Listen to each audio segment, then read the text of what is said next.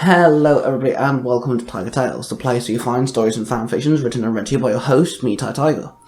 So today we're going to dive into a new storyline, but again, this is a story where I'm attempting to play around with the continuity, to play around with characters that already exist, and not do my usual, which is, use the world that already exists in fanfictions, and just make original characters and throw them in, such as my Power Ranger storylines, Alexis the Vampire Slayer, and my Marvel and DC stuff. I do already have a storyline where I'm trying to just basically build up continuity and basically paint a picture of something that could possibly happen in the future called Albedo 10,000, which is based in the Ben 10 universe. This is based, obviously, in the Teenage Mutant Ninja Turtle universe. I'm a huge fan of the Turtles, and obviously Michelangelo is my favourite turtle. But here's the thing. They already have a storyline out there with Mikey being so-called, the last turtle, and, that's the last Ronin storyline. So I wanted to do something similar, but with Donatello. I wanted to make Donatello the prime turtle with the brothers in the background, and I wanted to see what it would be like if the story just focused on Donnie.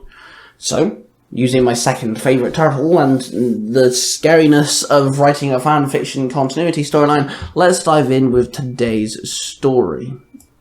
That being Donatello's Legacy, Blood and Bolts. Chapter 1, Old Man Donnie. The year was 2078, and the human race had advanced well into higher level of technology. Cities were now powered by sun, cars flew in the air, mutated animals and humans lived in peace together. Food was now made by simply pressing a machine and it printed like a 3D printer. Weapons had advanced into laser-based weapons. Casey and April moved away from New York 2.0, Shredder was dead, but so was Splinter. Donatello became a mechanic engineer. His ninja ways was still there, of course, but was not needed in the spotlight anymore. Donatello was older. Much older. He had grey hairs sprouting off at the top of his head. His bow staff became a walking stick. New York 2.0 was beautiful, tall, and powered by the sun. The buildings were all slim and sharp-edged. Donatello walked through the alleyways with a side bag slung over his shoulder. He slowly walked through the alleyway, wobbling every couple of steps. He walked through the alley and stopped as he could hear someone sneaking up on him. "I can hear you, Donatello barked behind him. Suddenly, something scaled up the wall, flipped off of it, and landed next to Donatello. "Hey, Donnie," a muted iguana sneered. "Hey, Iggy, what's up?" Donatello asked. He looked at Iggy. He was a young iguana. He stood with a curve to his figure. His ridges ripped through his clothes on his back, and his tail swayed behind him. "Just wondering if you built anything I could sell?" Iggy asked. Donatello rolled his eyes, opened his bag. He dug through it quickly and pulled out a small device and tossed it to the iguana. "Ooh, what's this?" Iggy asked as he caught it. "Press it, stick it to a door, and it'll unlock," Donatello told him. "Ooh, thanks, Donnie. Cool," Iggy sneered. "No problem, Iggy. Stay out of trouble, yeah?" Donatello chuckled. The iguana tipped his imaginary hat, then he scaled up the wall and disappeared, leaving Donatello alone once again. So he carried on wobbling through the alleyway, gripping his bow staff, walking stick tightly. He turned around the corner, and there he found 4 men cornering a humanoid leopard, who stood afraid, and had her tail between her legs and her hands up in fear. "Oh no, not again," Donatello sighed. He wobbled towards them. Oi, open the purse," one man snapped. "Freaks shouldn't have money anyway," another growled. Donatello stumbled up to them. One of the guys clocked him, and tapped his buddies on the shoulder to get their attention. The 4 guys turned around and all faced him. One had a knife, but the other seemed weaponless. One man walked up to Donatello. "Looks like we have an old crude husk of a shell, and damn, man, I can smell the dust," one guy chuckled. "Leave the leopard alone," Donatello sighed.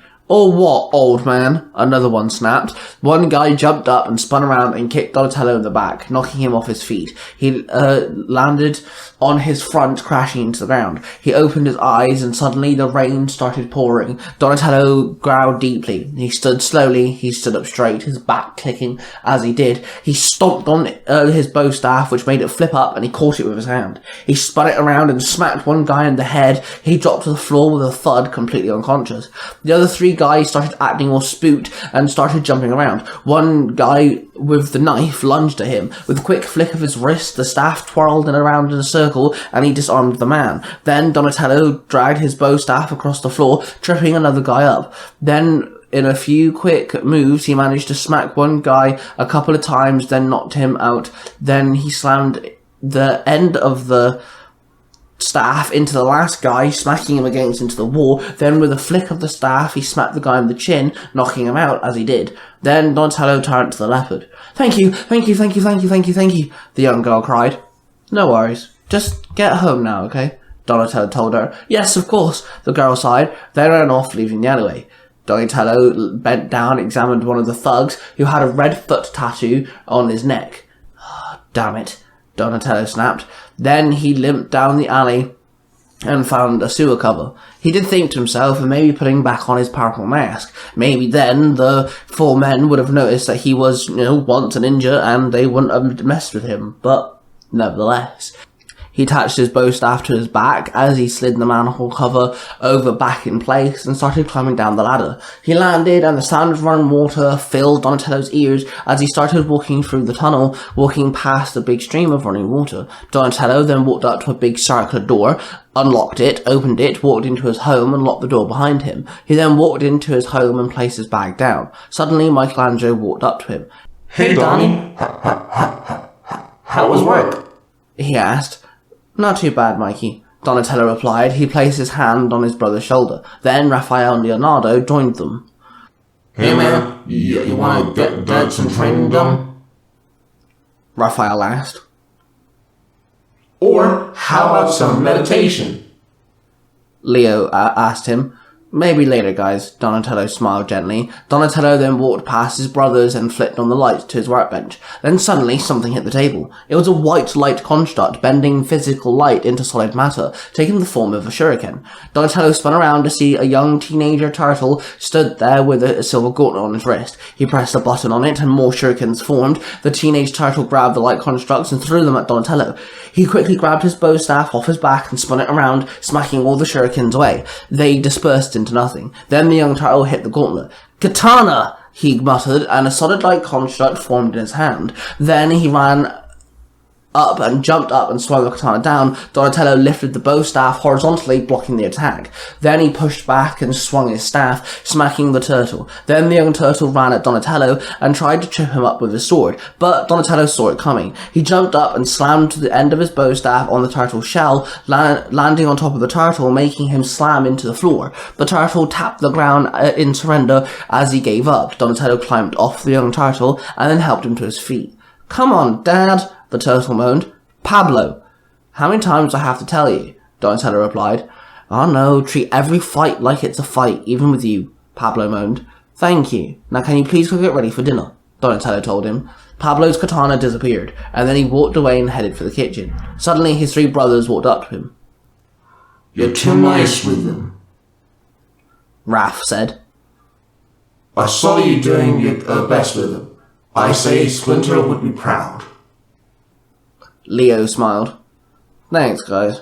Donnie smiled back. Then suddenly there was a sparking sound coming from the kitchen. Donnie bolted to the room and found Mikey with half-chewed slice of pizza in his hand. Donnie rolled his eyes and walked up to Mikey. You three can't eat anything. You're machines, remember? God damn it.